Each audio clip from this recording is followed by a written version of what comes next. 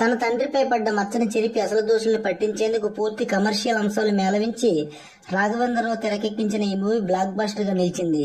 వేటగాడు July 5, 1979లో release అయింది. శ్రీదేవి మరోమారు ఎన్టీఆర్ పక్కన నటించి మంచి పేరుగా పేరు తెచ్చుకున్నారు. ముఖ్యంగా కైకాల సత్యనారాయణ, రావు గోపాలరావు మధ్య వచ్చే ప్రాసలగోల అయితే ఓ లెక్కలు ఆకట్టుకుంటుంది. ఈ సినిమా 24 కేంద్రాల్లో డైరెక్ట్ గా 100 రోజులు కంప్లీట్ చేసుకోగా కొన్ని కేంద్రాల్లో సంవత్సరం పాటు ఏకదాటిగా ప్రదర్శించబడింది. ఇంకా వేటగాడి సినిమాకి కాంపిటీషన్ గా వచ్చిన సినిమాలు ఏంటో చూసేద్దాం. వేటగాడికి 2 వారాల ముందుగా చిరంజీవి నటించిన పునాదురాళ్ల సినిమా రావడం జరిగింది.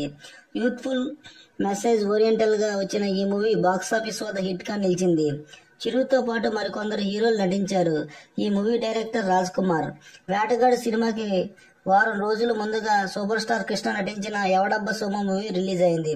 మాస్ కమర్షియల్ అంశాలతో పాటు ఫ్యామిలీ ఎమోషన్స్ తో జత చేసుకున్న ఈ మూవీ బాక్సాఫీస్ వద్ద పరాజయం చవిచూసింది.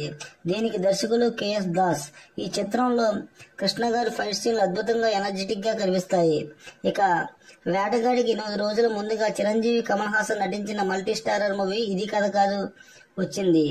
జూన్ 27న వచ్చిన ఈ మూవీకి డైరెక్టర్ కె బాలచంద్రరావు గారు. ఓ మహిళ చుట్టూ, ఆమె జీవితంలో ఎదురైన మగవాళ్ళ చుట్టూ ఈ కథ తిరుగుతుంది. చిరంజీవి నెగిటివ్ రోల్ పోషించగా కమల్ హాసన్ ప్రధాన పాత్ర పోషించడం జరిగింది. ఈ మూవీ బాక్సాఫీస్ వద్ద మంచి విజయం దక్కించుకుంది. జయసుధ హీరోయిన్ గా చక్కగా సినిమా భారాన్ని మోశారు. వేటగాడితో కాంపిటీషన్ గా వచ్చిన మూవీస్ లో ఎన్టీఆర్ వేటగాడితో పాటు ఇది కథ కాదు మూవీ మంచి కలెక్షన్ సాధించగా పునాదురాలు కూడా నిలదొక్కగలిగింది.